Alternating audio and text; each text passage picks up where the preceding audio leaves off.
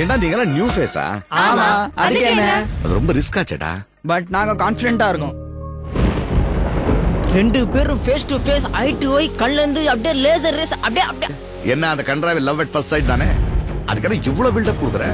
ஐயோ, வயசானாலே இப்படிதான்.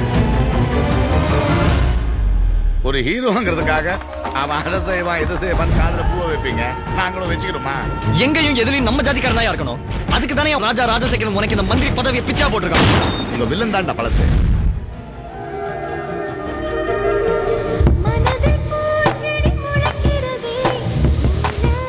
பாருங்க, நீங்க லவர்ஸா இருக்கலாம், அதுக்கு கண்ட இடத்துல இப்படியா இருக்கிறது? Don't you have manners? Sir யாரா? ஐ அம் ஏகே.